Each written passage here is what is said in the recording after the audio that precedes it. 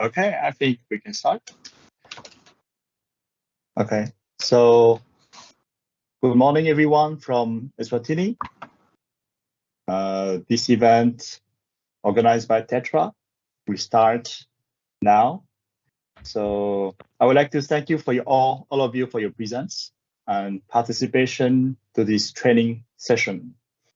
So the topic would be public relations and social media with Mr. Glenn Reeves, who is a content writer and direct response copywriter. Mr. Glenn has been working in DigiBeast Taiwan. He's a content writer and digital analyst. And we hope you will enjoy the class. So I'll let you speak, Mr. Glenn. Okay, thank you very much, Nicholas, and hello to everybody. As Nicholas said, my name is Glenn Reeves, and I'll be your host for this session and the next in a few weeks' time. And we'll be covering everything that you need to know on using the internet for business. So today I'll be talking about public relations and then social media marketing. And in the later session in a few weeks, I'll discuss online marketing and e-commerce.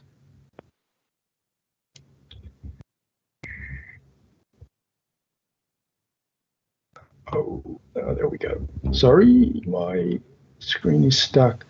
Okay, an important point to note is that each of these topics intersect with each other in many ways. So as I make my way through my presentation today and next time, the same things will come up.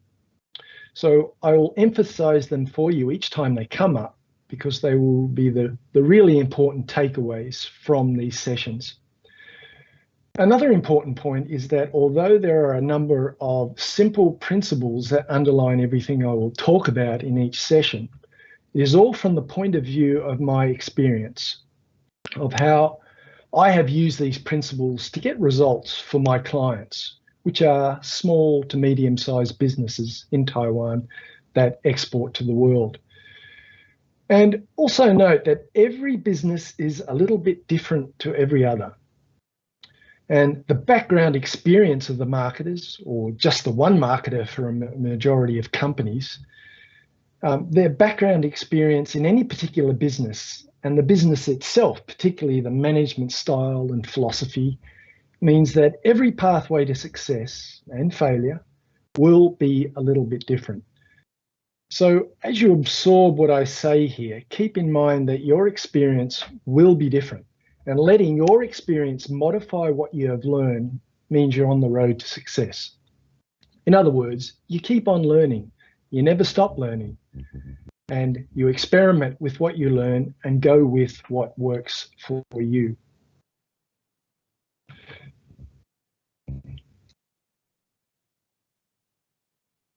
I've gone too far, sorry.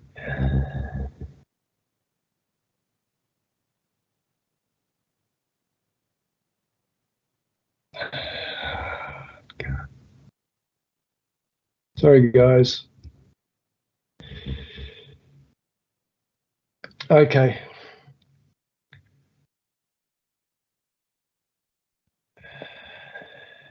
Just let me go through a bit of background on myself. So I've been in the internet marketing information for quite a while. Going back to 1997, I was selling GIS data sets online to customers around the world. And fast forward to 2006, I went to the bicycle industry. I came to Taiwan and got involved in manufacturing and marketing. So it was all about learning by doing. But in this learning by doing, books are also very important. So as I go through the presentation, I'll be giving you a lot of my own experience and what has worked for me and a little bit about what hasn't worked for me. But books are also important, so I'll mention some of those as I go through. I'm having a little bit of trouble with my laptop response, so let me just see if I can get through to the next. Sorry. So 3 very important principles, and they apply to everything that we'll be learning in this session and the next session. And FYI, note that very carefully, find your audience. Now, I'm going to explain these in detail very shortly, but the audience is everything. Number 2, don't try to be everything to everybody. You've got to focus in very particularly on what you're good at and what you're trying to achieve. And a very important idea is that a business exists to solve customers' problems, not the reverse. Now, I'll explain what that means very shortly. But the first principle is your audience. Now, who are these? Now, everything begins with your audience, and every action you take in relation to any business-related internet activity you do must be planned and carried out with reference to their needs. The audience needs and not the needs of your company. Now, that's a very difficult principle and idea for many companies, if not most companies, to understand. So who are the audience? What do I mean by that? Well, this is the group of people who have an interest in the broad subject area which contains your industry. And there will also be subgroups within that broad subject area that will form a part of your audience. So here's an example.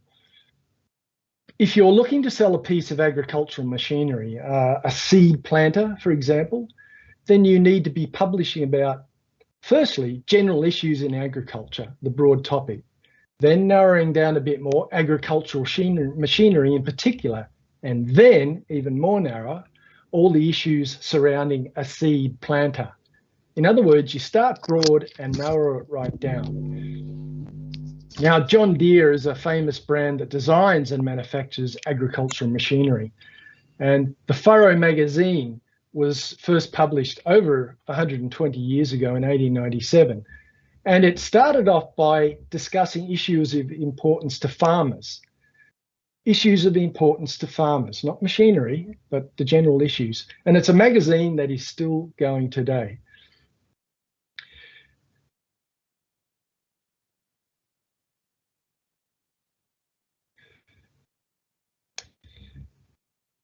Now, the biggest marketing mistake you can make is by always focusing on yourself or your company's needs. So in relation to this case, in the case of John Deere, for example, you'll be talking about how great John Deere's seed planter is. That would be the logical approach, but you won't get an audience that way. And you'll severely limit the number of seed planters you would sell that way, if you sold any at all. So you need to talk about agricultural issues generally before any talk of the seed planter. The important thing is nobody cares about your needs or your company's needs. Potential customers out there in your audience don't care about your needs or your company needs. They only care about their own needs and problems.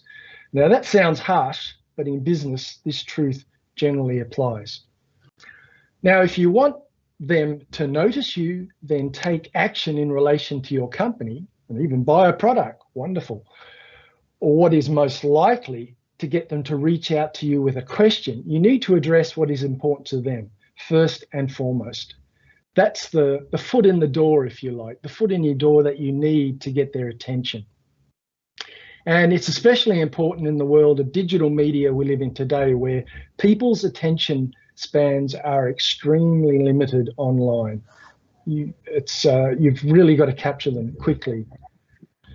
There's always another cute cat video to enjoy, and they'll go enjoy that rather than listen to the 10 reasons why they should buy your product. So that's really important. So if you try to be everything to everybody, you'll end up being nothing to nobody. Focus is the key. Identify your audience, laser identify your audience, identify their needs and address those various needs. Then you have a chance of getting a select number to seriously consider your product or service. And I'll be looking at in-depth examples of how that works later.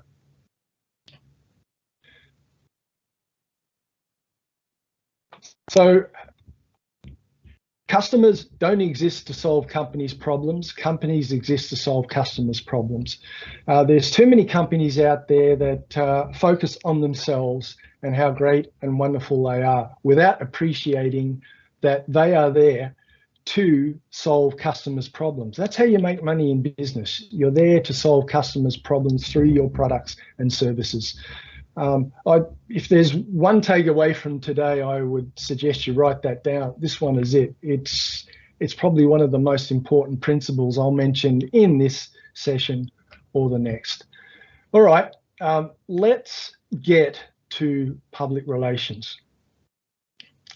And I'll call it PR for short, as everybody does. Now, it's everything to do with managing how your company or brand is seen and regarded by the public, both customers and non-customers. So it's all about managing your company's image and reputation. In a very broad sense, you can say that PR encompasses all forms of marketing. But as it exists today, it's a very particular kind of marketing that is one amongst many. Now, PR is still a major focus for big companies and, of course, politicians. But it's used today practically in a more limited sense by small to medium-sized organisations. And I'll confine my remarks to small and medium companies since this will be most relevant to you guys. I figure that will be the case. But let's look at the big picture. Now, before the broad adoption of the World Wide Web during the 1990s, remember the internet dates back to 1968 for military purposes. But in 1990, the first web page was published, and we've never looked back since then. So before that time, your audience belonged to mass media organisations, to newspaper publishers, to magazine publishers, to TV channels and radio stations. Mail order companies were also huge, but I won't get into that here. So each of the publications owned or managed by those publishers had its own audience. Therefore, the audience belonged to those publishers exclusively. And access to that audience is what those advertisers paid for, of course. That's the business model of a mass media publication. They sell that audience to advertisers. Then the internet came along and made everyone a publisher, and everything changed. Although I have to say that even now there are still many companies around the world who have not yet caught up with this fact. But the fact is, any person or company with a website or access to a website platform, such as YouTube, for example, has the same opportunity to gather an audience every bit as big as any publisher ever had in the history of publishing. And you'll know that already if YouTube, PewDiePie, has millions of subscribers going back many years, and the biggest publisher now on YouTube is Mr. Beast. If you haven't heard of him, go and check him out. Millions and millions of followers, a huge media company, and he's just one person.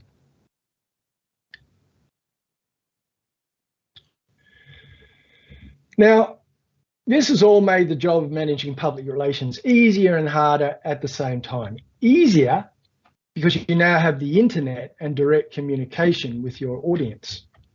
It's harder because public relations, and again, I'm talking about small to medium businesses. Public relations, as it has traditionally been practiced, has become less relevant because now anyone can build an audience. And public relations is all about putting messages in front of that audience that show your company in a good light. So if you can build your own audience, what need do you have for traditional public relations? Okay, that's a bit of an academic question, but one to think about. I'll have a lot more to say about audience building soon, but now let's turn to have a look at fundamental public relations activity that still has validity for small to medium businesses. And I'm talking about how to write a press release. Now, it's through a press release a company aims to get new information out to the widest possible audience. That new information is usually a new product, a new service, or news of some sort. The first thing to do is identify who those audiences are and which publications have access to those audiences. That is, where do those audiences hang out? So you go to the sources that own those audiences and convince them to put your message in front of them. That's the job of the press release. So you could say a press release is a sales letter to a journalist at a publication who you want to pick up your information and write something about it. And let me make very clear the difference between a press release and a published article. I actually upset a client a few weeks ago when I had to point this out because the structure of a press release is very different to an article. The target audience of a press release is a journalist. The target audience of an article is the readers of the magazine. So the press release you send to a journalist is one of the many dozens, even hundreds of similar press releases, all trying to gain the attention of that journalist. So they're all piling up on their desk, all these companies and people with products and news, all trying to get the attention of the journalists. So your job, like your competition, is to get the interest of the journalists, to get them to notice your press release out of all the others. How do you do that? If you can interest the journalist, then that journalist may choose to write about your product in an article. And if that happens, your press release has been successful. So the question is, how do you interest the journalist? Well, you clearly state how your product will be extremely useful and beneficial for the readers of the magazine the journalist writes for.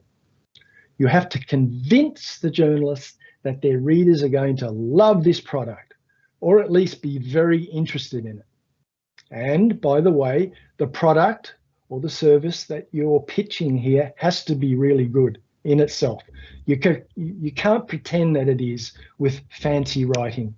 That won't work. The better your product truly, the more successful this will be.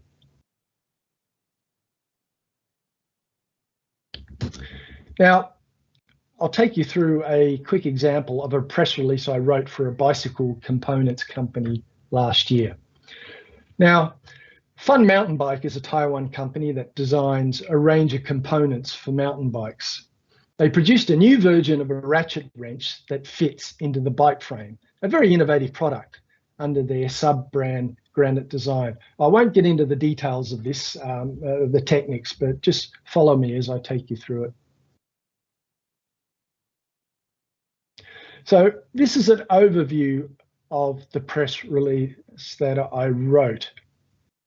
So it's a summary of the structure, and I'll go through each section in detail soon, but I'll just give you a brief overview of what an effective press release looks like. So the admin section up the top just tells the reader who it's from and that there needs to be no delay to the announcement. Just get it out there. And that's the least important part, that bit up the top.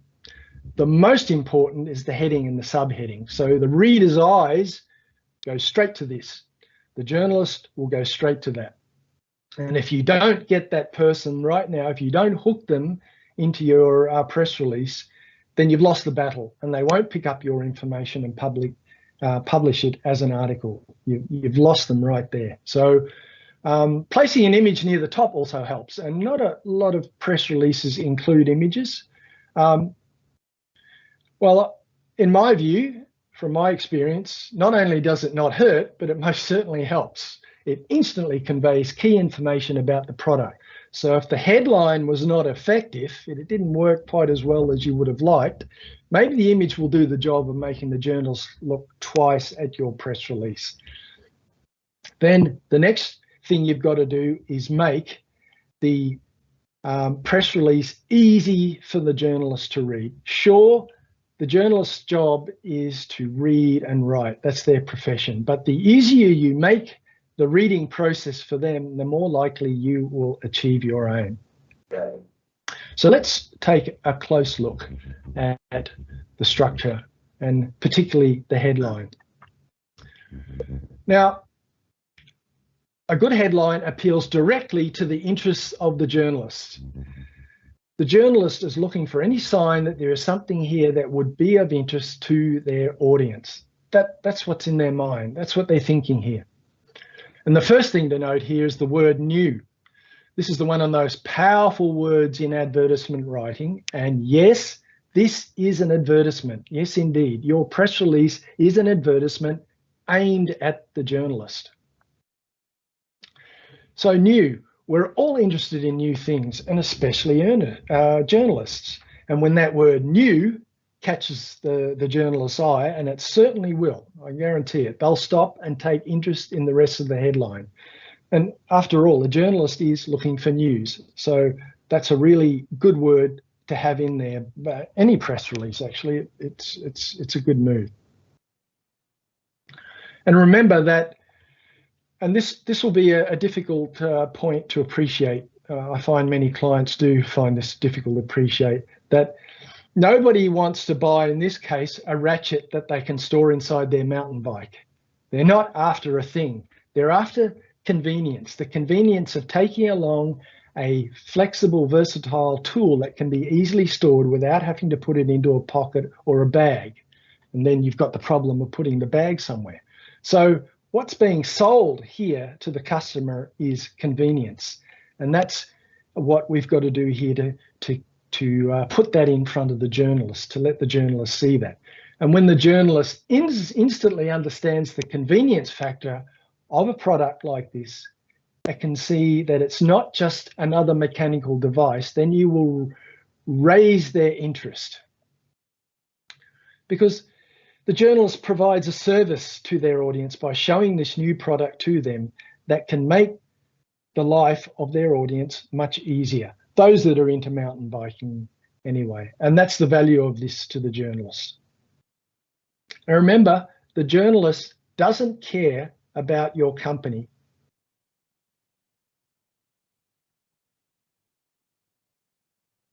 Or your product. The journalist is only interested in how they can interest their audience. And the bigger and more engaged their audience, the more the publisher can charge for advertising. That's what's driving them. So you'll notice here I placed the brand right at the end. So unless your brand is well known, especially for innovative products, then you need a benefit-focused headline. It's a huge mistake for more small companies in general to put their brand up front in everyone's face, because generally no one's going to know it. And this not using a benefit-focused headline is costing small companies lots of money, because you're not attracting the interest of the journalist. They move on to another press release. The news is not put out there, and it's not a winner for the company. Now, the subheading is also important here because it gives a more benefit-focused details, and those details are important, especially since the magnet, which in this case, the magnet is the central innovation of this product. But there would be no context for talking about the magnet by placing it in the headline prominently. Then further on, the first paragraph emphasizes the newness and uniqueness of the product again. And it doesn't hurt to repeat things here. So what we've done here, or what I've done, is created a sort of slippery slope down which the reader slides from the headline to the sub-headline to the first lines and on to the rest of the press release. That's the sort of structure you need to be working with to make this successful.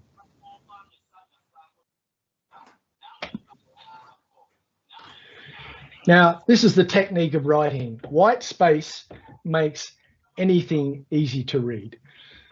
Now, the reader of this press release will briefly just glance at it. They've got all these press releases on their desks. They'll see that, they'll just glance at it. So it's got to grab them. And if the headline does its job, they will take one glance and then quickly scan the rest of the article to pick out a few details. So you make it easy for them to do that by using short paragraphs with lots of white space in between. It just makes it easy to scan.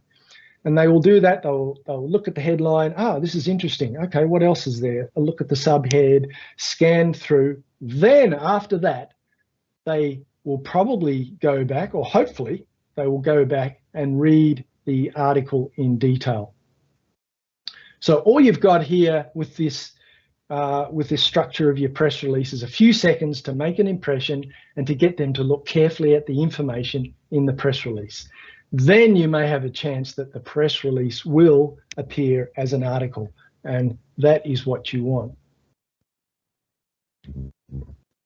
So here's some examples of articles that were written on the basis of that press release. And Single Track, it's a big bicycle magazine, a huge online magazine, very authoritative. So they saw the press release and thought, yeah, this is something of importance for our readers, so we're going to write about it.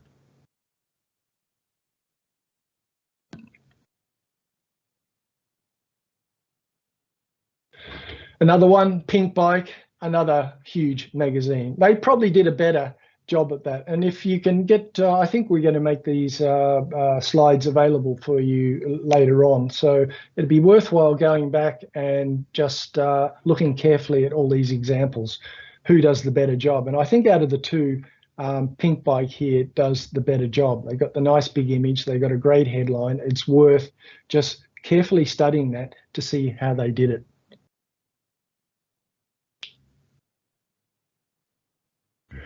I will make a point about this idea of public relations and submitting press releases to magazines, is that these magazines often accept a fee to be published, to have material published earlier rather than later, since they have so many brands wanting them to publish an article on their product. So what they say to brands is that, no, you don't pay us to publish your article, but if you pay us money, then we will seriously consider it and put it at the head of the line.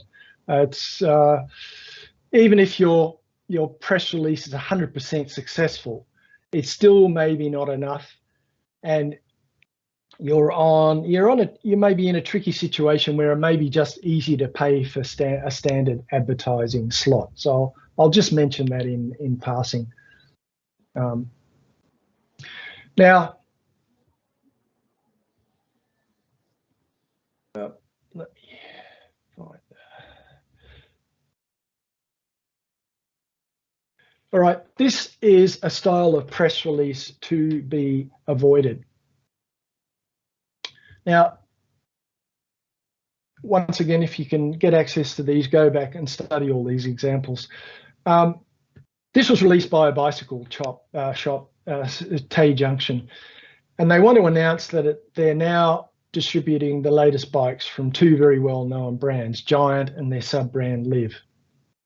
But this only appeals to that subset of the bike shop's audience who is interested in that brand Giant and for whom Tay Junction is the place where they buy their bikes. In other words, the structure of this is very limiting. And a better approach would have been to target one of the key benefits, such as the demands of professional cyclists, which I've underlined in the article there. That was buried down at the end of the first paragraph. And I thought that's really what they needed to do to bring that out and put that in their headline to generate more interest, and it would be more likely that press release would have been read. And note that this is a press release that was just published as a press release, which makes it not a particularly useful tool for disseminating information. It's better when a publication writes an article based on your press release.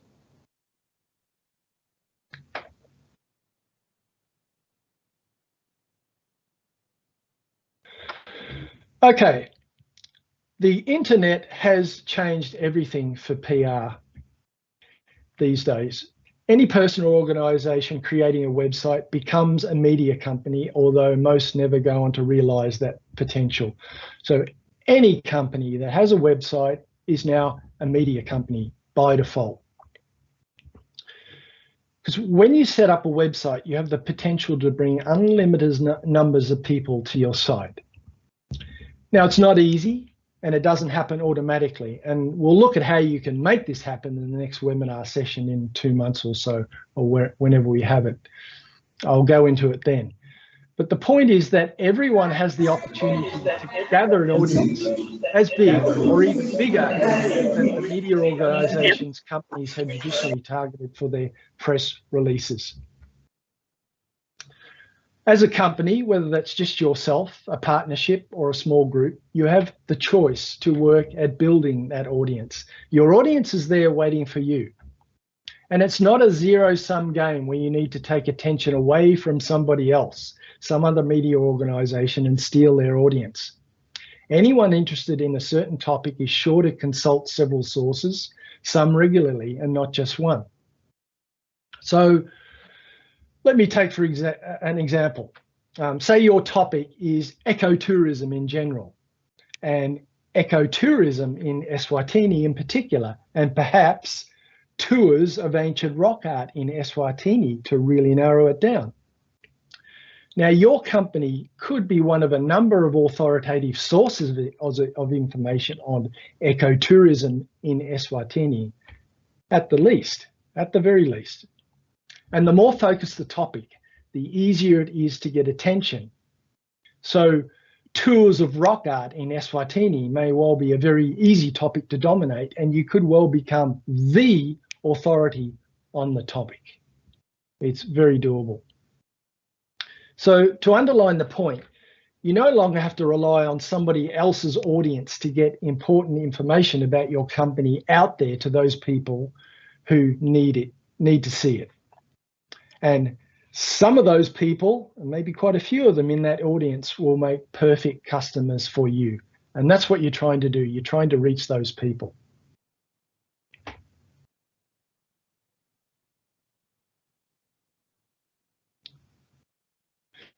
So if you are completely new to all this, and much of what I'm talking about is a lot to take in, especially if you're new to it. An important reference book I recommend is David Meerman Scott's book, The New Rules of Marketing and PR. Now, an updated edition is released every 2 years or so. I personally have editions 2 and 6, and it's now in its 8th edition, 2022. And the author basically lays out in very great detail how the world of PR and marketing come together, because digital marketing has come to dominate both marketing and the field of public relations as it has traditionally been understood. So I really recommend this. It's great if you're totally new to the whole area of using the internet for business purposes. And it's good to read through each new edition to get ideas and also test how much you've learned as you get deeper into this. And you'll find yourself disagreeing with the author in many places or modifying his suggestions from your own experience. And that's good. That's what should be happening. These are not, you don't follow them completely, all the rules. You take the rules and you apply them to your own situation, use your own experience, come up with your own ideas. Everyone's path through this is different, but I highly recommend this one. And I think he's working on the next edition right now, so it'll be out next year. I really have to catch up myself and and look at that edition, because there are always lots of changes. Now,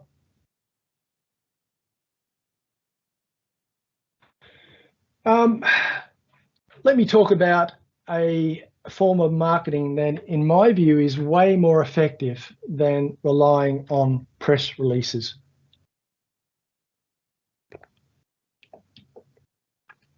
So I'll just finish off this section by briefly alerting your attention to the form of marketing that has merged over the last 10 years or so, as individuals have built their own audiences, which brands can get access to. So as you might know here, I've made a lot about the ability for anyone to build an audience online. And so many individuals and even companies have done that. So let me define an influencer. So it's usually a person, although it can be a company. And I have created an influencer out of one of the companies that I have been working with for the last 4 or 5 years. And I'll give examples of them later in the session on social media and in coming weeks. So it's a person or a company who has built an audience on the basis of publishing interesting or useful or entertaining information or other material on a subject that they specialize in. So again, any person or company can become an influencer by growing a large audience on their website. And that's usually via a blog, or it can be a YouTube channel, a podcast, or social media property. And again, we'll talk about that in a minute. So you can say the mass media organizations of the past now no longer have a monopoly on growing an audience and thus influencing an audience. Mass media organizations, the big magazines, papers, TV channels, they were once the only influencers, and they were very powerful because of that. And I'll say it again, this is not a zero-sum game. Mass media companies still have huge engaged audiences. And for that reason, they are still good targets for advertising, and that's something to keep in mind. I'm not saying don't go and advertise with a big media organization. That's not what I'm saying. But I'm saying here, influencer marketing, when done correctly, is very effective and cost effective. So the situation now is that media companies, both old and new, have to share their audiences with the thousands of influencers that now occupy every niche online. So as a brand or company, if you find the right audience to fit your brand, this can be a very cost-effective way of promoting your brand and your products. So let me give you very quick tips on influencer marketing. Now, this is a huge area, and I'd encourage you to go online, or maybe I shouldn't, because there's a lot of information out there and a lot of misinformation, but you can sort through it and find the information that works for you. But I will mention these 2 points. This is a general rule. Don't go for the mega influencers with audience in the hundreds of thousands, let alone in the millions. But again, I'll add the caveat, I'll add the aside that there may be a benefit for you. Try it if you have a budget and evaluate the result. But generally, the bigger the audience, the less focused that audience. So you'll be paying big money to access a huge audience with a much smaller return on your investment, generally speaking. There are exceptions to this, but if you're a small company, then don't go to Kim Kardashian or someone like that. Yeah, there are companies online that will help you find influencers for a small fee. You can get access to those platforms to narrow down which influencers might be better. But remember that the smaller the audience, the better. And they now talk about nano influencers with audiences in the range of 1,000 to 10,000. And they are very powerful. The people on those platforms are very focused on their influencer, and you can put your message there in front of them and do very well out of it. Now, your approach to the influencer is very important. So the influencer is your audience. So you must present something that will be of benefit to them, not for you. So you don't approach them talking about your needs or your business. Once again, you've got to use the audience principle that I talked about at the very start of the talk today. Focus on your audience. So do your research and get to know the influencers that you might target very well, and look at what will help them develop their business. So you go in with the mindset of helping them. If you help them, they'll help you. General internet principle. You only get something back when you give something first up.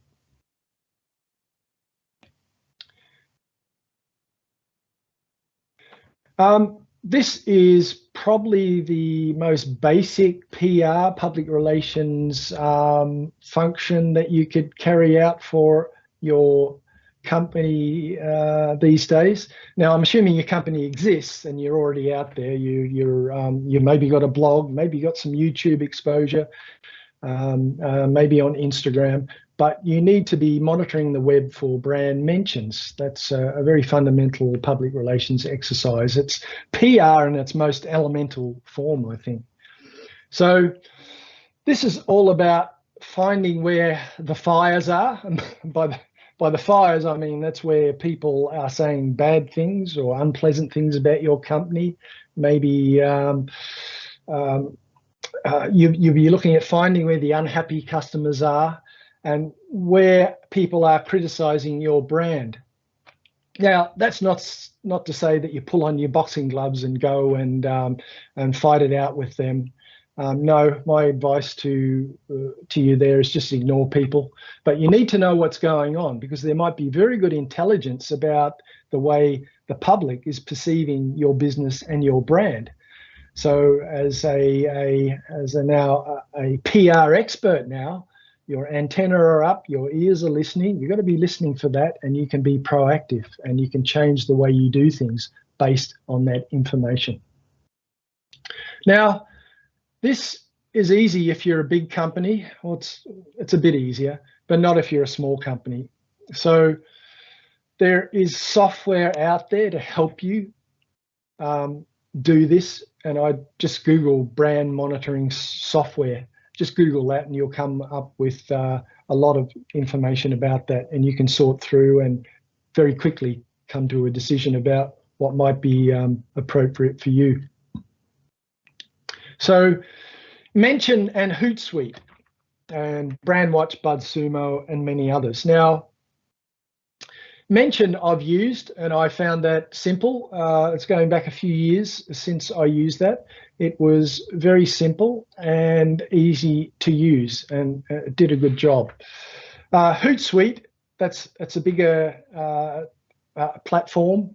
It'll give you that PR function, but it also has many other functions besides that. So very soon we'll be going to the session on social media, and Hootsuite is great for social media. It's been around a long while, and it's still worth looking at very closely.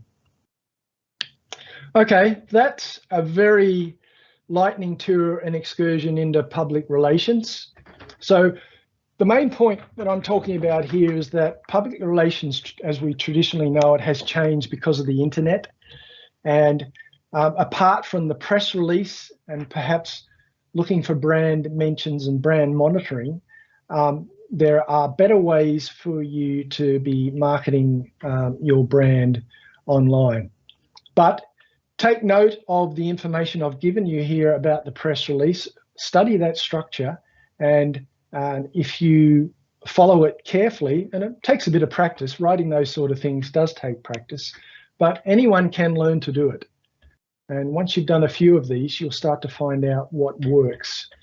And if your company is producing a really great service and a wonderful product, you'll find it really easy.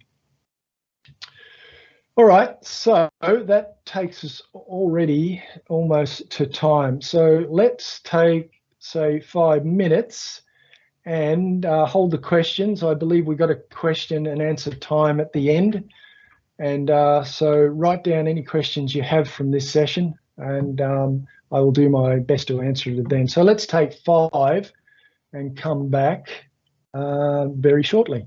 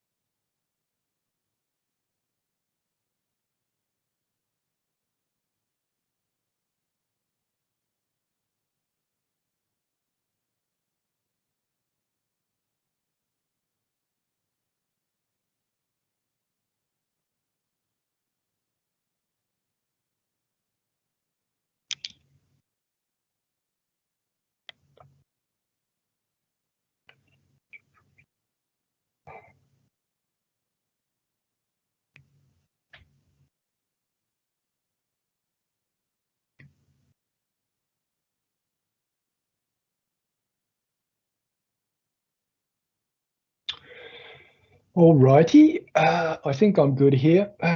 Sorry about the difficulties with the first part of the last presentation, folks. For some reason, my Apple Mac, when I press my buttons, it doesn't turn over the screen as it should.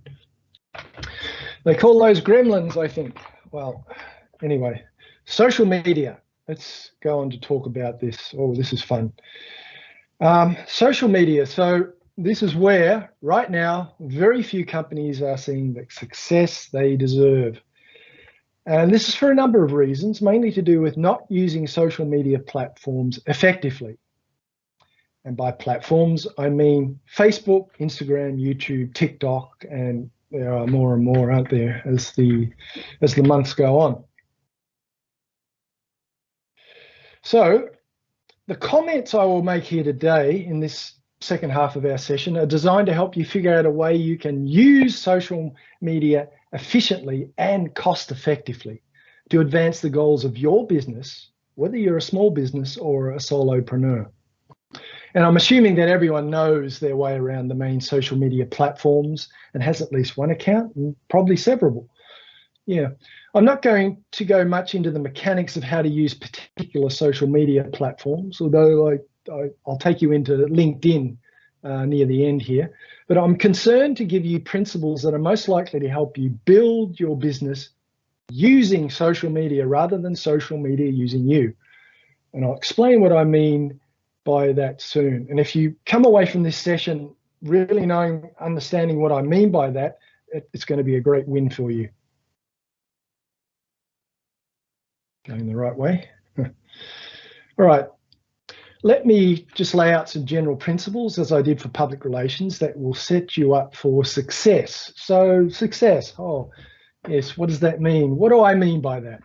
Well, it's the most important element that you need to define before attempting to use social media platforms to move your business forward.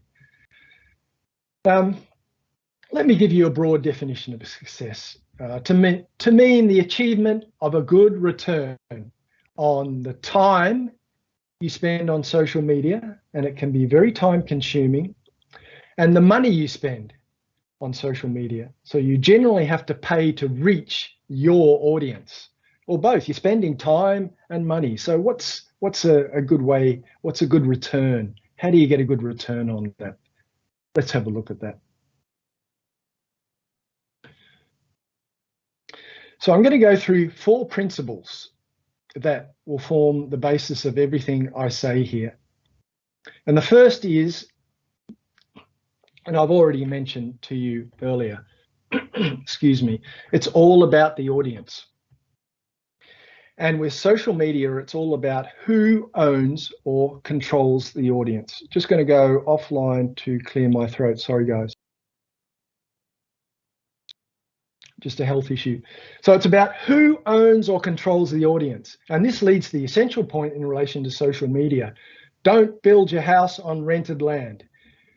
Your social media account and your audience are owned by whatever platform you are on. I'll get into that a bit later. So write that down, imprint it in your mind. It's so important.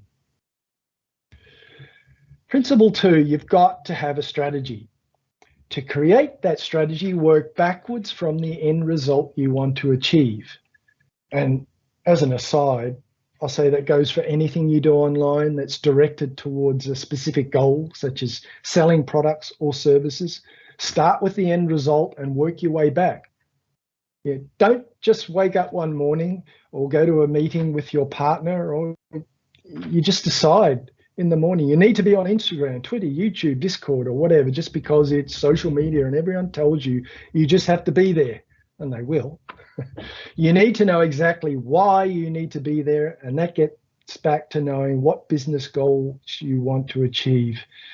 If I was to ask you, why are you there? You should be able to tell me straight away in one sentence. If you can't do that, you've really got to rethink what you're doing. Principle 3, social media is all about traffic and conversion, those 2 things. So is the internet generally, but let's just focus on social media here. And once again, I'll explain what I mean by that. So traffic is the number of people, and that means potential customers in that number of people, the number of people who at least see your social media posts and have an opportunity to like, to comment, or engage in some way with your posts, even though many don't. Yes, I know that. Conversion. This is where those people in the audience carry out an action that you want them to carry out in relation to your social media post or profile. For example, click a button, fill out a form, and heaven forbid, buy a product or service. Not recommended, and I'll talk more about that later. So you design your action or conversion goal out of your business goals. And remember, work backwards from what you want to achieve to get there. You know, time is limited today, so I can't really go into that, but just you start at the end and work back. So each tactic that you use, and your tactics collectively make up your strategy, must be clearly aimed at maximizing your traffic and gaining conversions, and hopefully both. So everything you do, you're looking to, how do I get maximum traffic, and then how do I convert those people to doing something that I want them to do. Number 4, consistency. This is the key variable. If you keep at it, you will have success. This has been proven time and time again, and there have been big studies done about this, that people who create content online, social media influencers, anyone online, if they keep at it, eventually they will be successful. Some are a bit quicker than others, but if you're doing it sort of right, and you're looking to make money out of this, it's about 18 months to first income and 2 to 2.5 years to profit. Yeah, either side of that. Studies have been done on this. So if you keep at it, you will have success. But you have to be able to change direction to see what's not working and try something else. You know, what's the definition of insanity? You've probably heard this, is doing the same thing over and over again and expecting a different result. Well, something's not working. You need to figure out perhaps what's not, or just change something and keep going. So you don't quit what you're doing, you just alter something and you experiment. Let's talk about traffic. So the key to understanding social media is understanding the 3 types of traffic on the internet. The traffic that you control, the traffic that you don't control, and traffic that you own. That's the best type of traffic, and that's what I'll be focusing on here for most of the session. So first of all, traffic that you control. You control traffic when you can tell it where to go. When you get people to carry out an action and head in a direction that you have worked out in advance, that's traffic that you control. Advertising is the perfect example. Let's say you pay a media company or an influencer a fee every month to have a banner on their website. Very common practice, even now, although questionable effectiveness. When a visitor sees the banner and is interested in what it has to say, then they click on it and usually get sent to your website or some similar place.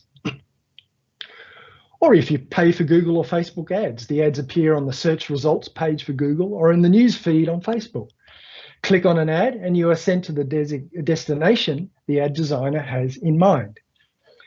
The downside here is that you generally have to pay if you want that flow of traffic to continue. It's advertising.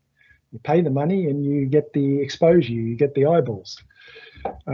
And the way to maximize the benefit to you of this flow of traffic is to get maximum benefit of the money and time you put into obtaining that flow of traffic.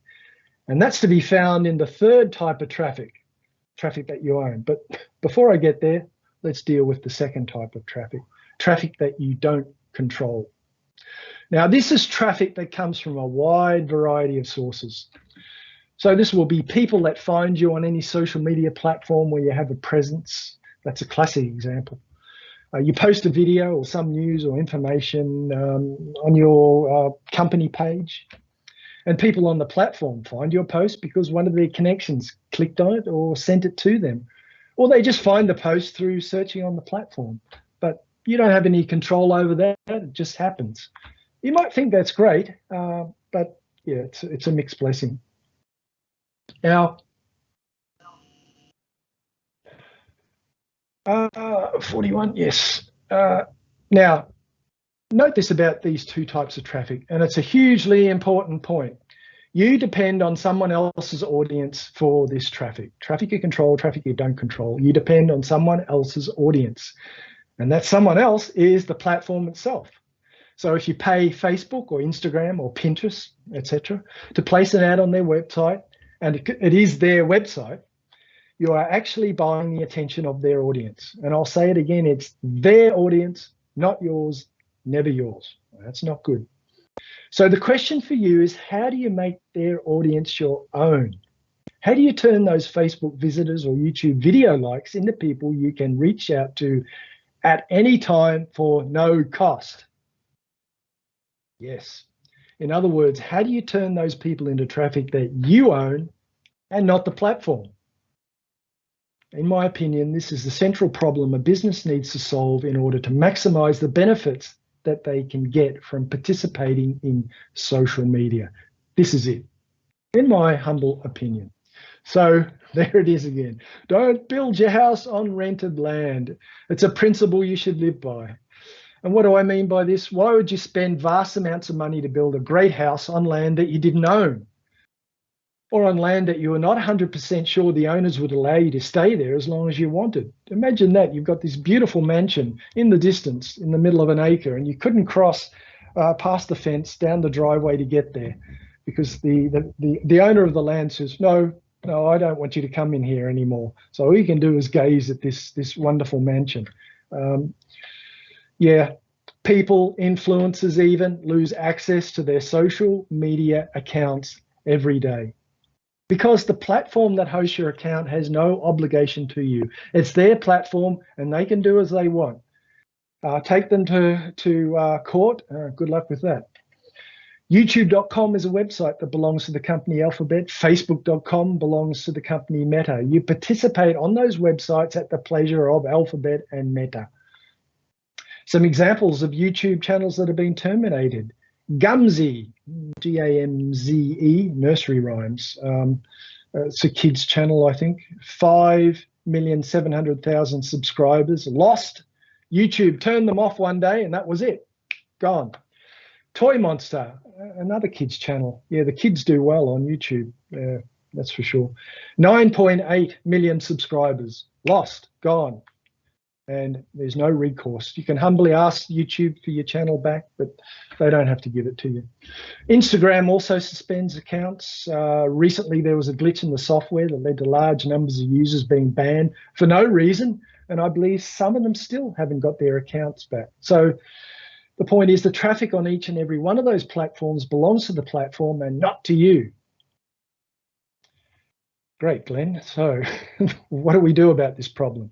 Well, how do we overcome this problem? You do it by turning traffic that you control and don't control into traffic that you own. And it's the best type of traffic. So your goal, this is what I'm putting to you today, this is my suggestion to you. Your goal in using any social media platform for business is turning the traffic that you control there and the traffic that you don't control there into traffic that you own. And the traffic that you own will be contained in the list of subscribers to an email account that you can use at any time to reach out to those subscribers for any reason whatsoever.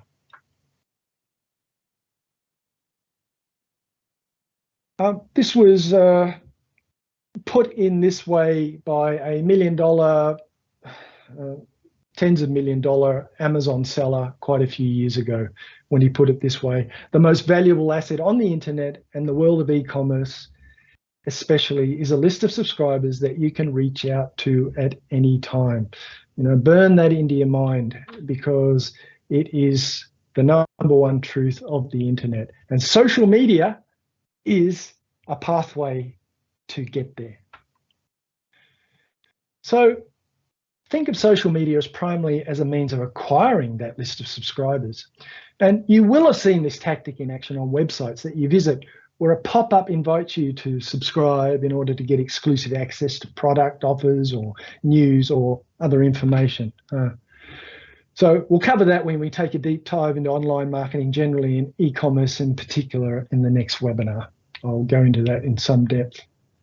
So you use well, the point here is that you can use your social media accounts to capture the traffic that you control and don't control and turn it into traffic that you own. Turn it into the most valuable digital asset that you will own, your business email list.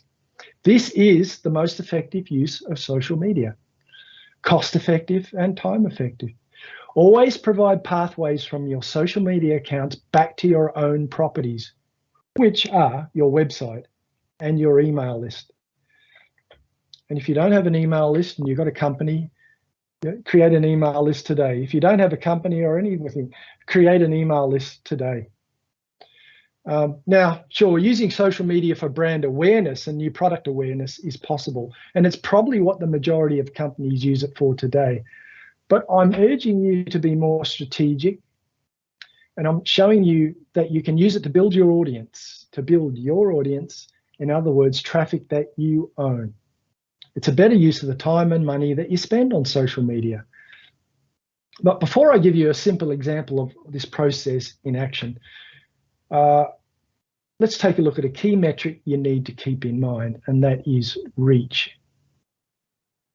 Reach is the number of unique viewers who see the content that you post on social media. Now, it's quite separate from impressions, which are the number of times a post appears in a viewer's social media feed. And I'm also not talking about likes or comments here. And my advice is to not worry too much about impressions, likes, and comments.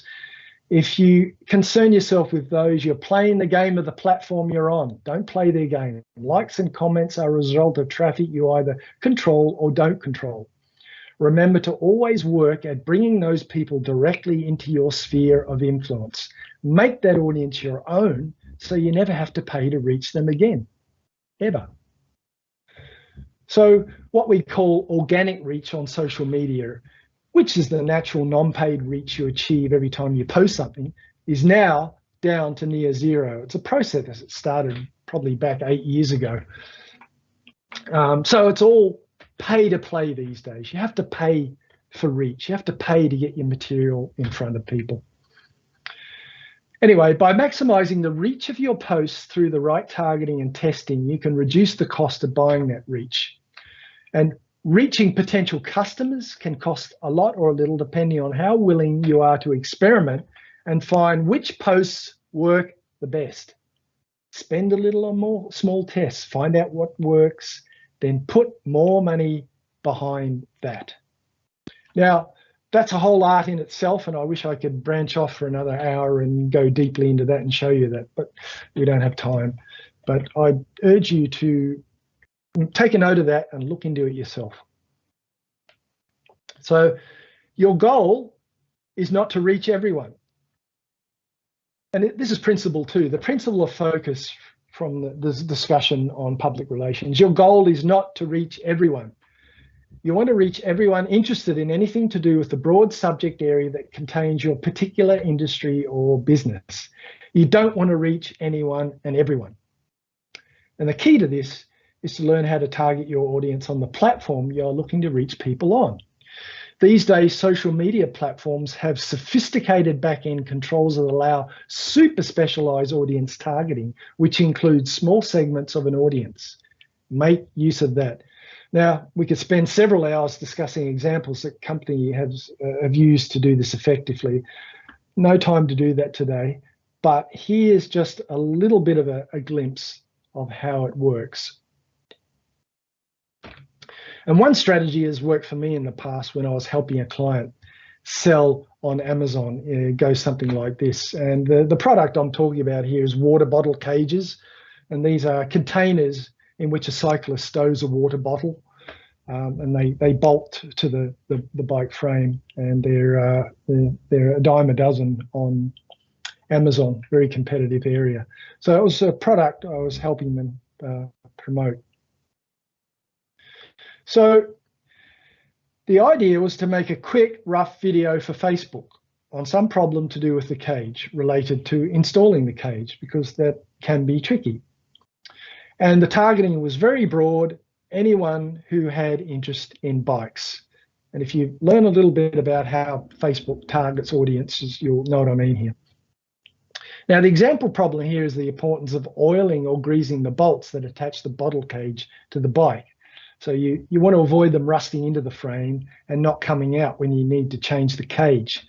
So that's a very practical problem. Everyone who's got a bike needs to know that. So the idea is to make a quick video about it, publish the video as an ad, and let it run for a few hours. Now note, publish as an ad. We're paying for reach here. We're paying to play. No good just publishing it on our profile. The reach will be very, very small, unless you're very popular and very good at creating content.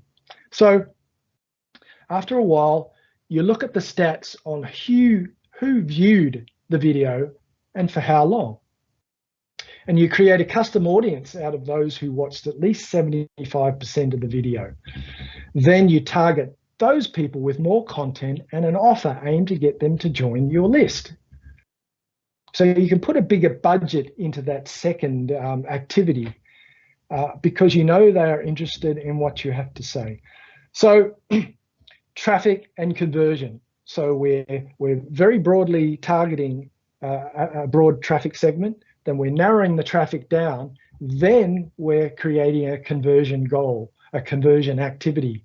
We want them to we want to refine that audience. Now,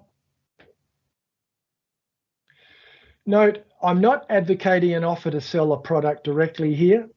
That can work, but think of it like a marriage. Hardly anyone get married at the first meeting, right?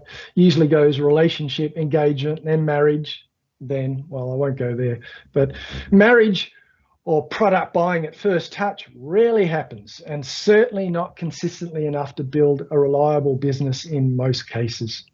So I'm advocating you play a longer term game here. Build that email list of people who want to hear from you. Continue to build a relationship with them over time. You will then have a group of business prospects who will buy from you. They will buy from you and do business with you. Email lists just work. They work fantastic. Even when you don't do them very well, they still work awesomely. And you don't need a large list. No, it just has to be an engaged list, a list of the right people. And if you use social media in the way that I suggested there, go and research it yourself and look at there's many techniques that are similar to what I just suggested there. It's about getting that targeted, getting those people that are really interested potentially in your product. Then when they're on the list, that's where the selling can start. Anyway, here's an example of sorts. Going the wrong way. Okay. Now, one of my clients is the Taiwan-based First Components, a small manufacturing company which makes a range of bike components for bike brands right around the world. They're a B2B company, so their target audience is bike shop owners, bike brand owners, or product managers of large brands. So the only social media property they had when I first started working with them was a YouTube channel with a small number of subscribers. They had a limited budget to spend on social media, having spent all that they wanted to on redeveloping their website. So good move. They redeveloped the website, nice, good looking, plenty of content, lovely website, but they only had a little extra to develop their YouTube channel. Now, since the YouTube channel was up and running, with 1 or 2 videos getting a decent number of views as it happened, they decided to just focus on YouTube. And I'll have something to say about the importance of focus very soon. It's an important point. So the good thing about YouTube is that you don't have to pay the platform to gain reach as such directly. Okay, they do have advertising there, and that's something to think about. But when you make videos on topics that the audience want, and the videos are well made, then over time you can have great success. So the expense with YouTube comes from the fact that making video takes time and is usually expensive.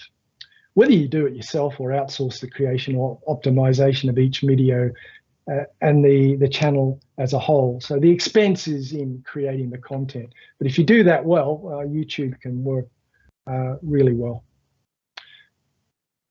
So the first thing I changed in First Components approach was implement an audience-first focus. And I started presenting videos that were going to be of most help to viewers. So this would increase the views of the videos, which the YouTube algorithm would pick up on and then be more likely to feature those videos alongside others when viewers watched similar videos on other channels or search for videos on a particular topic. And you all have seen that when you've used YouTube yourself, those videos, suggested videos down the side of the page, very powerful to get your video there. But anyway, we designed a banner that focused on bike tools in general. So the idea was that we would create videos on how to install or remove the sorts of products that First Components sell to bike brands around the world. So I pointed out to them the importance of not making videos just about the components, which would hugely reduce the reach of the videos on YouTube. Instead, the focus would be on solving the sorts of problems both bike shops and consumers have installing and removing these types of components, and is the reason why they must keep a supply of these sorts of bike parts handy. So that's the sales angle here. We're looking at a bigger picture here, something useful, and the sales angle comes later. So any YouTube channel gives owners the ability to send visitors who arrive on the channel to anywhere on the web. Now, and you will have seen that that little spot on the corner of that little tag on the corner of the banner on every YouTube site, channel rather. And the biggest mistake here I see is where the target is another social media property or several, Facebook, Pinterest, etc.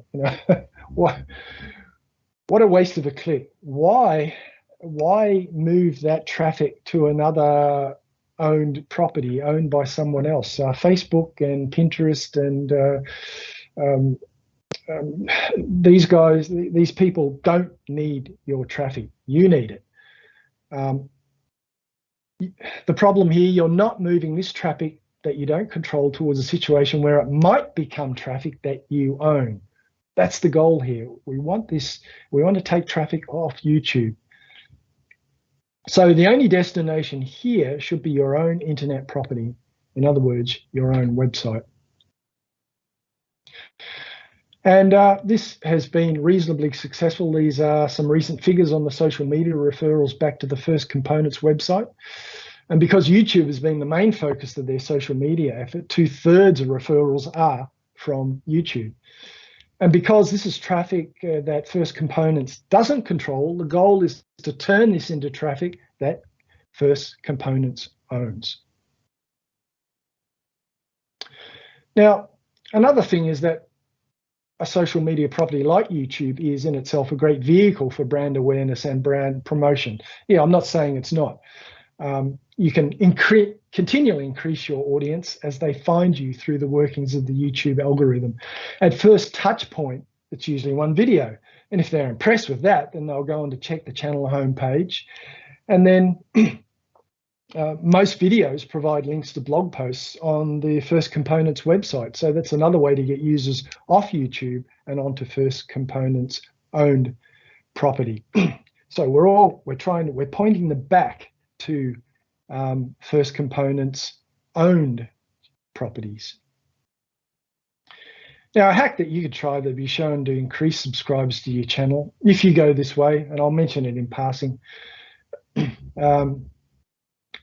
So as a channel, when people subscribe to you or rather when they make comments on your video, subscribe to everyone who leaves a comment, a positive comment that is, don't feed the trolls. And when you do that, in many cases, the commenter will reciprocate by subscribing to your channel in turn. Just a little hack I'll mention to you in passing.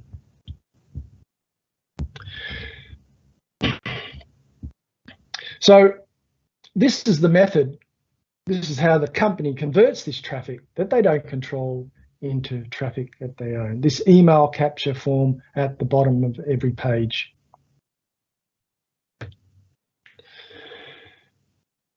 So at the bottom of every page in the website footer is the invitation to join the email list. And you might ask, why put it there, down the bottom?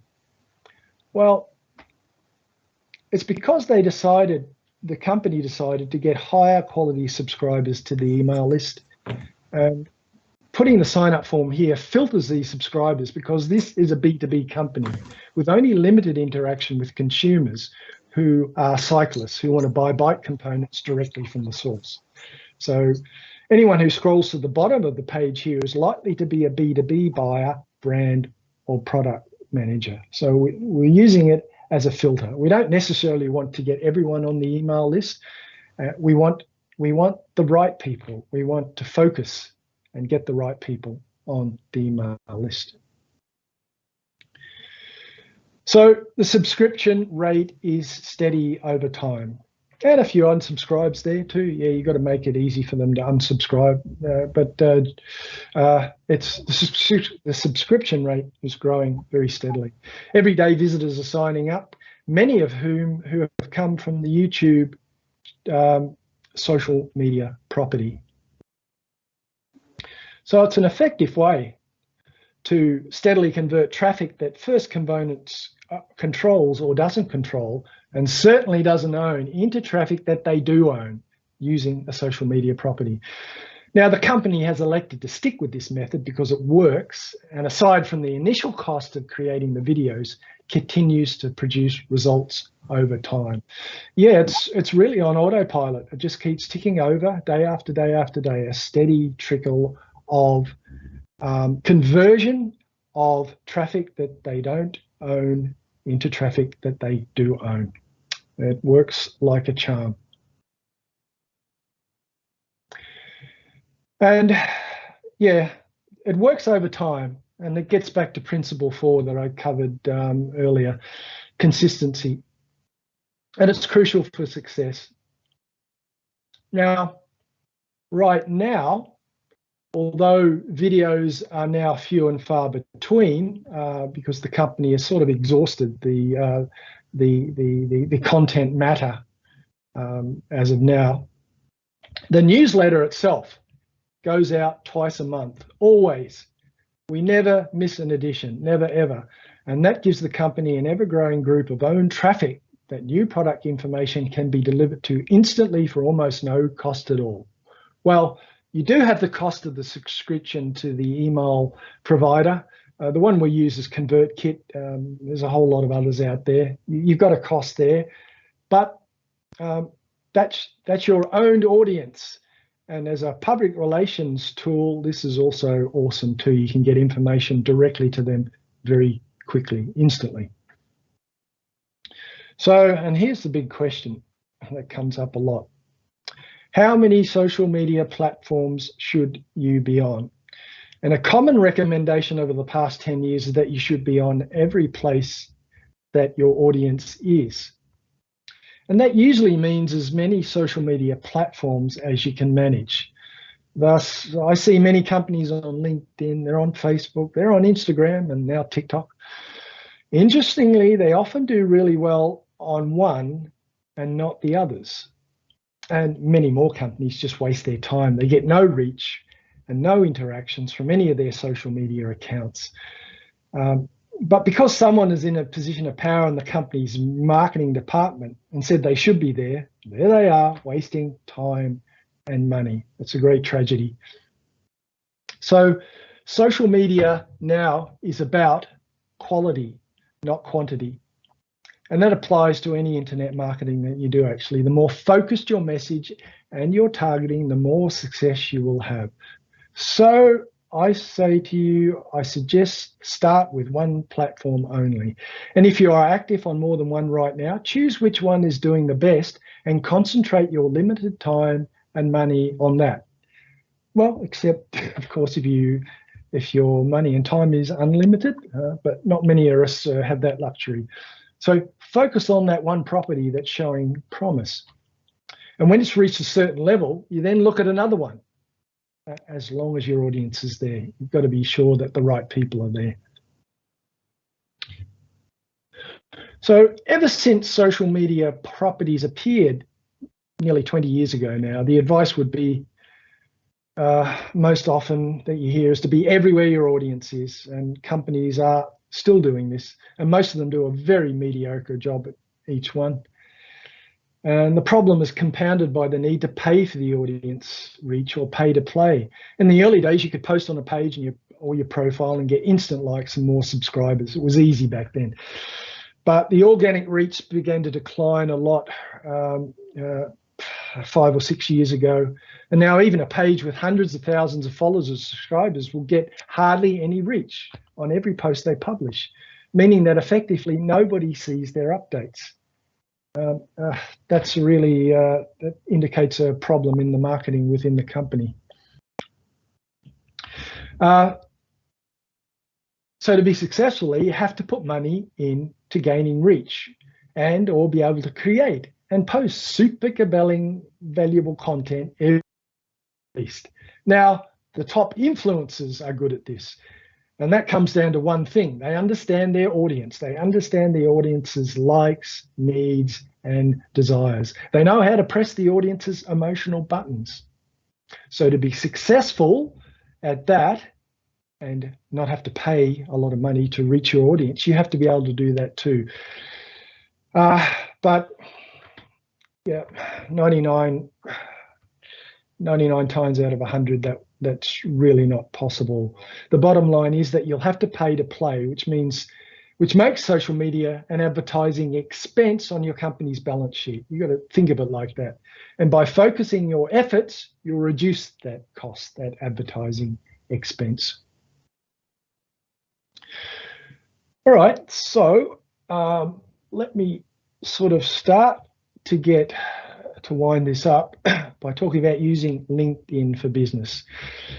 Since LinkedIn is the fastest growing social media site right now, and it's a very good source of business leads if you use it correctly. Now, creating a company page is certainly one thing you can do, but another powerful way to use it is build your personal network, once again, in the right way. 66, yes. So I'll show you what I did to triple my LinkedIn connections in 2 weeks, which has directly led to business opportunities for me. So I was in a bit of a slow period. So this is what I did. Now, LinkedIn has always discouraged members sending connection requests to other members who they have not met or talked to or otherwise interacted with in some professional capacity before. However, it is possible to carry out strategically and methodically. You can do this if you do it the right way. And the starting point, as always, is identify your audience, or in this case, the companies in your industry niche. So here's an example I plucked out of thin air. Let's say you're building an ecotourism company and think that connecting with as many people as possible working in this niche is a good idea. So Gondwana Tours is one of the companies on your list, let's say. So off you go to LinkedIn and look them up. And you'll see all people results down the bottom there. It generally looks like that. So you click on that. What you need to do is you've got to look at who's available to you to connect to. So you target the C-suite level employees generally. So C-suite CEOs chief this, chief that, chief marketing officer, chief operating officer, or whatever. People in decision makers, people that are more likely to be decision makers. But the targeting will depend on your specific purposes, of course. Now, employees will be labeled connect, follow, or message, depending on their on their profile settings. So target those labeled connect and message them using this little template. Hi, John. I'm a, whatever you are, your professional capacity. Simply, I welcome the opportunity to connect here. Best regards, and give your name. Quick, sharp, and to the point. You don't want to just click on connect without a message. The success rate will be very low here. So I've experienced 30% success rate with this, and others have achieved even better than that. As I say, it certainly works better than if you randomly click on connect without the personal message. So personalization makes all the difference. And then follow-up messaging later may get a conversation going with a small number of those who connect with you. And that's where the business opportunities can arise. You want conversations. So it's all a matter of numbers and being consistent in your outreach. And if you keep doing this steadily, the chances of connecting with that one contact which changes everything for you is really quite high. And LinkedIn is such a condensed focus group of professionals that hooking up with that one person that can make all the difference is much more possible there, for business purposes anyway, compared to any other social media platform, in my view. Now, LinkedIn advertising is expensive, but the targeting is powerful. Experimenting with it can pay off very well, and in such an environment where you have a concentration of professionals, it may be worth your while if you've got the budget. I also know many professionals who have had great success with LinkedIn Sales Navigator. It allows you to identify the decision makers in an organization and reach out directly to any one of them. It's very powerful, but it's not cheap. Owned by Microsoft, so yes, I guess they can charge what they like. But you get what you pay for, and if you use it correctly, yes, your ROI, your return on your investment, can be very good.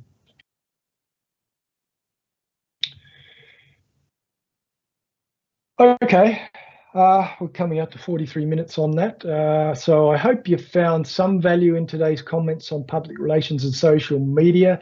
Sorry for the glitches at the beginning, and sorry I can't go more deeply into the many areas that we could have gone more deeply into. It really is a huge area. So what I've done today is really try to focus on the essential things, the principles that I have discovered personally and picked up from others. I've picked up a lot from other people and tried them myself, principles myself, and some things worked and others didn't, so I dropped them. And that's the sort of thing you'll be doing. So I hope you got something out of it. Thanks for attending. So I think we're going into a question time, and I'll do my best to answer any questions directly. And if I can't, if I don't have an answer, and I humbly say to you here, I don't have all the answers. I'd never say that I would. This is a very big area. I don't have all the answers, but I'll certainly make a point of going out and finding an answer for you if I can't answer a question here today. And I'll get back to you via email or something like that. So that's it from me. So knock, knock. Nicholas, are you there? Are you listening? Okay. Thank you very much, Glenn, for the presentation. It was very nice. So I think we are open now to the questions. This is the QA part. So does anyone has any questions that you want to ask? And if you do have, I think it would be good to raise your hand, like just to be in order.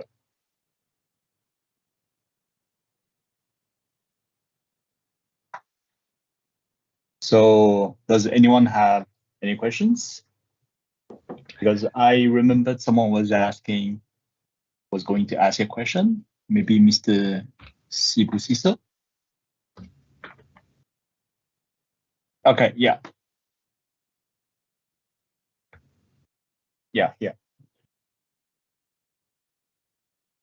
So Mr. Sibusiso. Okay. Can you hear me, Nicholas? Yes, very sir. good. Oh, Yes. yes. No, thank you very much. Yes, indeed. I think I was asking if the participants should just post on the chat box their questions or they have to raise a hand. So you've answered now that we must raise our hands. But basically, maybe let me just thank Glenn, from our side and say thank you for that insightful, presentation in terms of how, from the first topic on PR and also the one you've just covered now on social media marketing. I think it's giving us, a very good perspective in terms of how, other countries, are doing this. I think on my side, I'm not the expert here. I think maybe some of the participants I've seen, we've got people in the media influencers, and also people who are doing social media. So perhaps they can post the questions. Maybe I'll come back later. Thank you. Yep. Thank you, sir.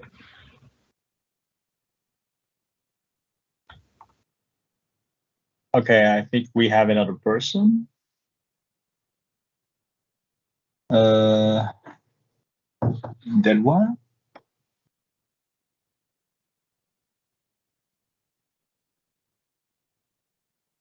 Okay.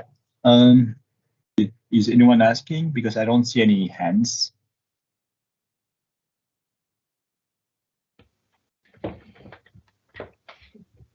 Okay. I do see the comment. Oh, okay, yeah.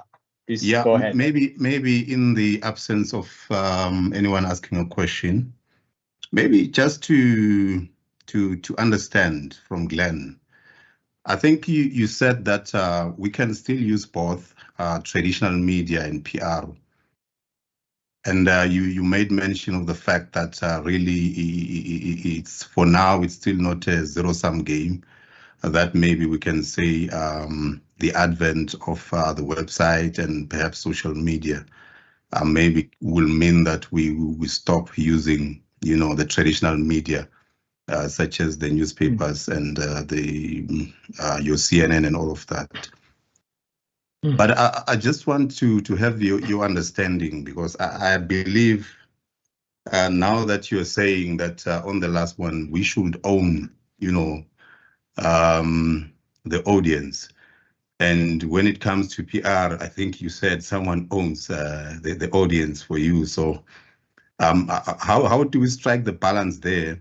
Because what we've been doing, as organizations is to say, look at it from a cost point of view, of which when you go to social media, you'll find that perhaps it's a bit cheaper than the traditional marketing, your newspapers and all of that. So just to get your insights on that and perhaps give us the trends, because you never know, maybe at some point, the very same audience that you own will end up wanting you to pay, or maybe using social media, maybe the cost will eventually go up. So how do we strike a balance there? Will you still say that in future, really traditional media will still, will still need to maintain it, and all of that? Just getting your insight. As I said, I'm a layman in this area. Maybe I'll be asking not relevant questions. So guide me where you can. I just want to get that insight. Thank you very much. Well, thank you for the question. Yeah, that's a really important issue.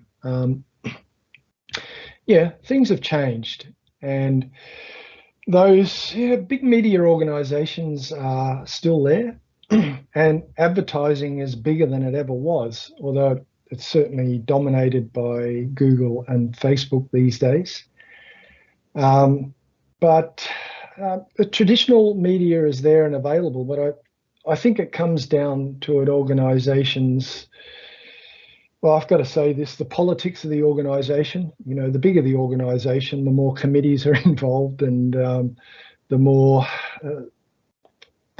budgets might be directed towards traditional media, which is fine. That can work well if the advertising content that's being created is well done and has a purpose.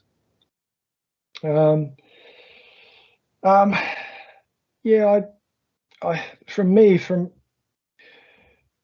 you know, I've spent a lot of the last few years studying direct response copywriting and looking to get direct response from audiences in advertising. And I'm personally, here's a very personal perspective here, I might add, to advertising in general. And I'm always looking to advise clients to, if you've got a chance, well, you always, in any advertisement you create in any traditional media, we could call it offline.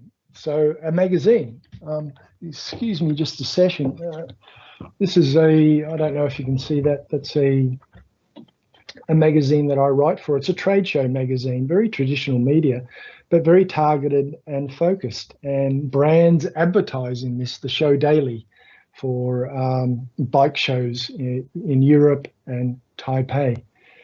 And brands use it as a traditional media. They post ads. Some of them do that well, some of them don't. They rely on the showgoers seeing the ad and then making their way to the booth and hopefully having a conversation. Now, it's very hard to measure. We can't measure that. But I always advise clients, and for those that I might write an ad for, is have a QR code. So you have an offline to online channel there.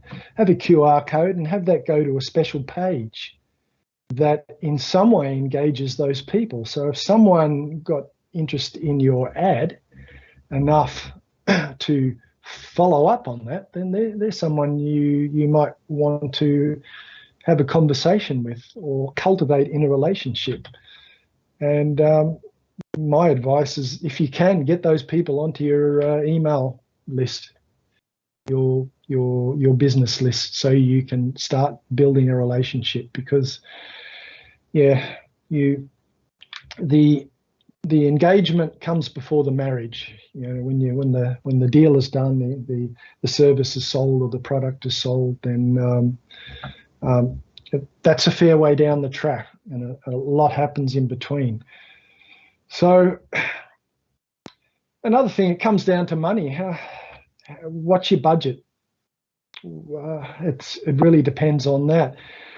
And an example of this is one of my clients was advertising in a very big German bike magazine, and we did the calculation. We looked at we had them put a QR code so they could click through to the website, and we could measure the traffic coming from that advertisement in the published magazine. It wasn't an online magazine. And we calculated that it was costing them $30 per person coming back to the website.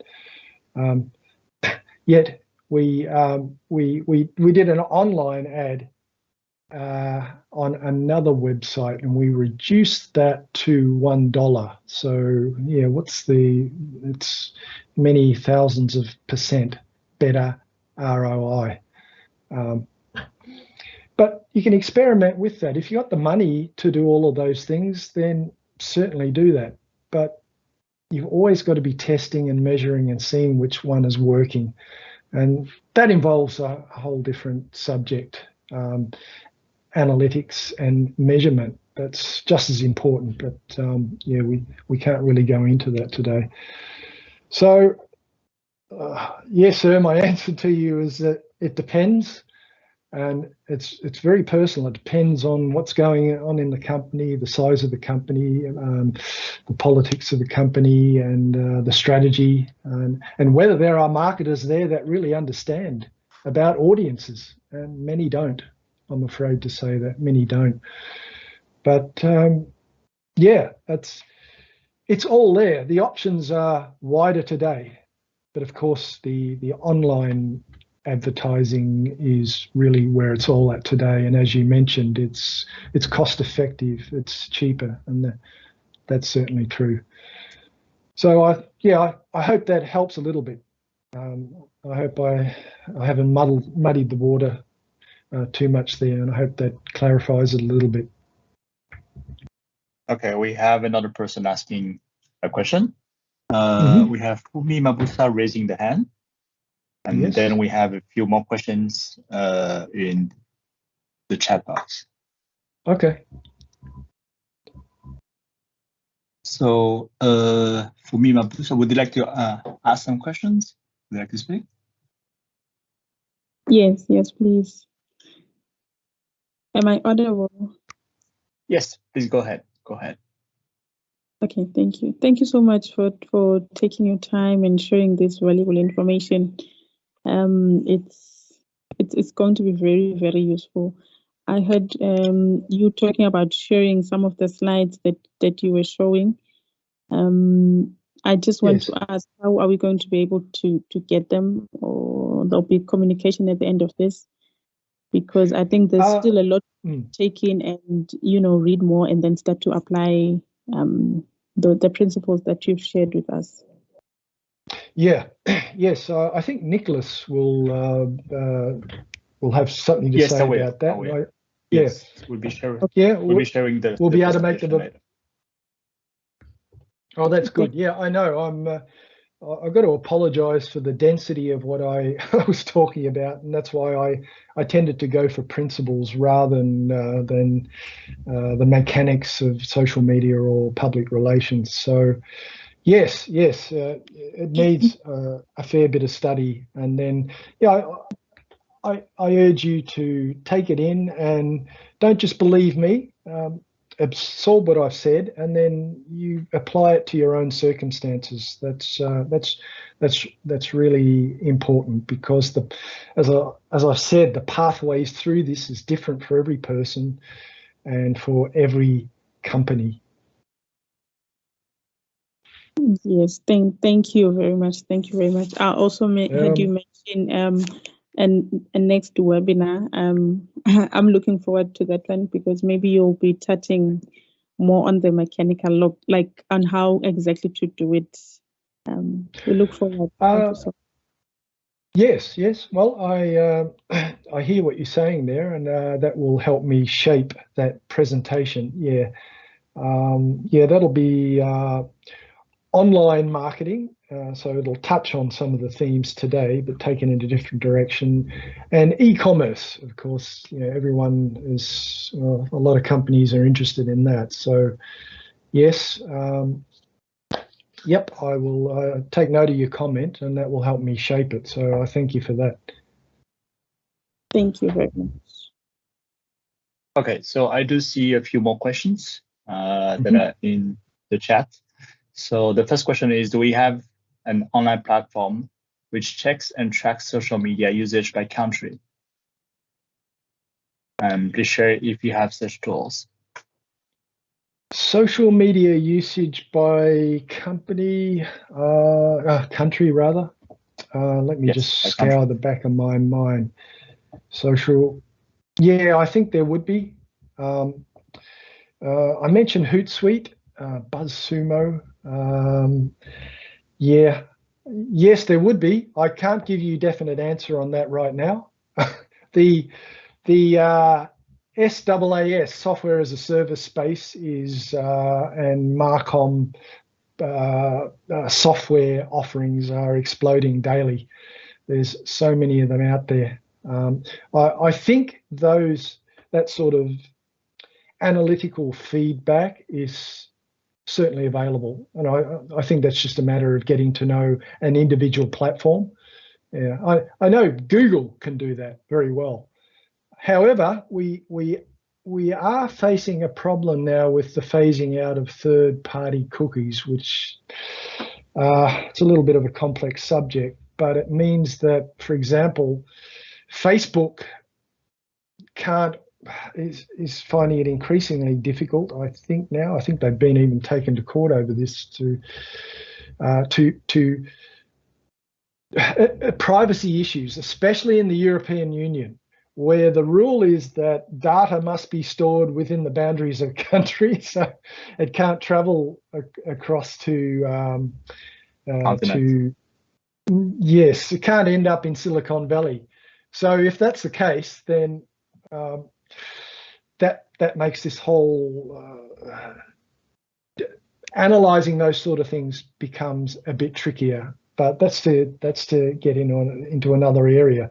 But the short answer to that is I'm sure that those platforms do have those functions, and there'll be a button or a settings that you can go to and get that information. Yeah.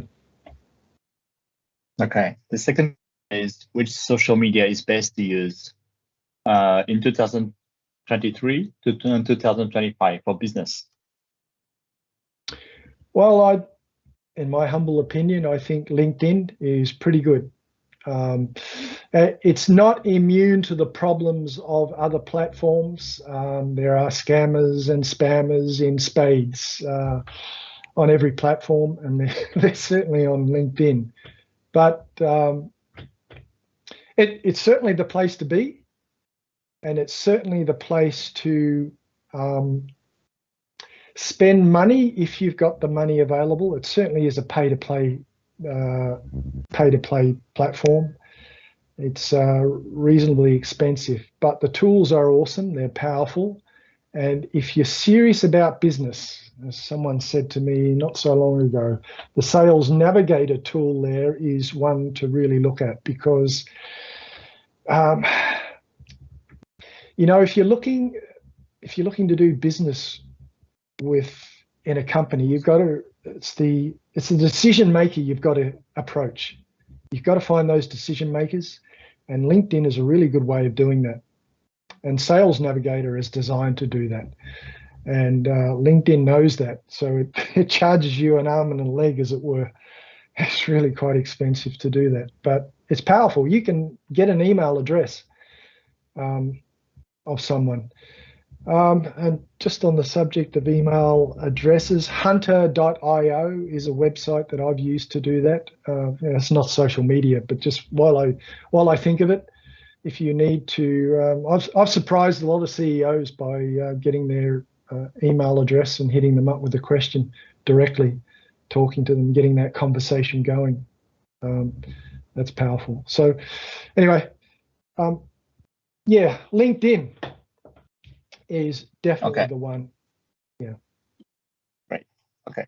So the last question here is, apart from using adverts like posters to advertising, would you recommend text content marketing or video?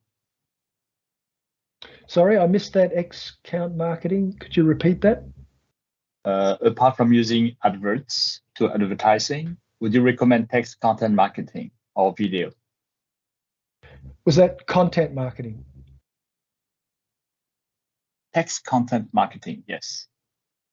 X content. Oh, text. Yeah. You can see in the chat also. Yeah, no, I'd have to see that. I can't contextualize that. Or video. Oh, video's powerful. Yeah, sure. Video's engaging. And I think that's really been standard for many years now. I know Facebook certainly encourages you to post native video, and I gave you that example today of one way you could use video as an advertisement, just to draw attention from a general audience and narrow it down, and then target them within the platform and work at bringing them off the platform, making them your own audience. So yeah, video is wonderful, and but it's something I've done for companies myself. First Components, the example I gave to you today with the YouTube channel, I was responsible with the video content there and putting all that together. And yeah, if you make a video that's well crafted, that's good content, and that comes down to knowing the audience. You've got to know your audience. You've got to know what they want to see. That's really important. You've got to be creating the content for them. If you can do that, yeah, video is wonderful. It's just so engaging. Yeah, so yeah, yes, yes, and yes to that.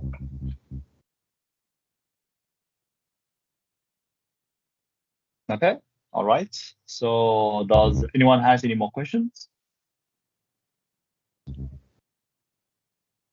Okay, then I guess we are done for today. So, oh, okay, I see another person raising hand. Yeah, thank you very much, Nicholas. Maybe just to add on what Glenn said regarding the next session. I'm not sure if you're going to touch on that. I don't want to preempt your concluding remarks, but I think someone did ask about that one, which I assume will be, in September. The one that we're going to do physically. Okay, the one in September will be no, it's not. The one in September, that was the last one I was going to mention before closing, is we are going to have a physical presentation by Mr. Chen Li. He's another of our presenter. He'll be traveling in person to the exhibition in September 4 to 8. And then Mr. Glenn will be doing another presentation on November. Okay. Okay. All right. Can I just elaborate on the one in September, which is the International Trade Fair, to say that yeah, we are also going to have a collaboration again with TITRA, with you, Nicholas, which we really appreciate. So it's gonna be part of our business seminars, and it's gonna be on the 5th, if I'm not mistaken, 5th of September. So once again, this one is physical, and as we're saying, we'll try and make it more interactive again, with perhaps some practicals, and we invite, the participants to this one to also join.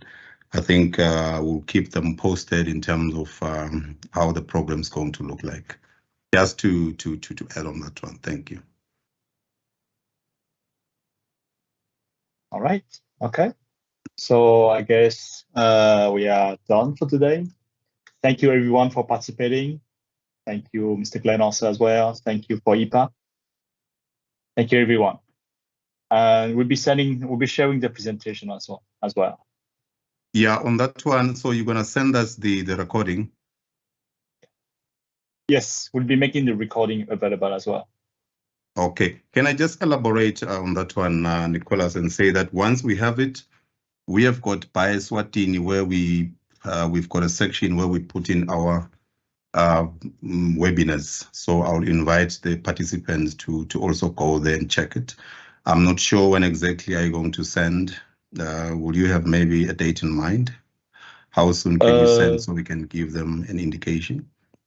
Okay, I'll be checking with the recording company because we are working right now with the recording company, and we'll get to you as soon as possible. I guess within this week or next week. All right, so let's just give them a week. So we've got www.byeswatini.com. That's where really we post webinars such as this one. But for some of you, I see you've sent your emails, of which I hope you will get them direct, which is not a problem. Maybe also on our side, Nicholas, let's take the opportunity to thank you, TITRA, and Glenn for giving us these insights, in PR and social media marketing. We really appreciate it. I think, Glenn, the questions are not there mainly because you covered the topics very well, and really starting with the PR up until the social media, you really gave us where we used to be up to where we are, so we fully understand what's happening. So we really appreciate, and we look forward to the next session in November, and also other upcoming sessions that we're going to have. Thank you very much to everyone, the participants and TITRA. Okay. Thank you very much, everyone. Thank you.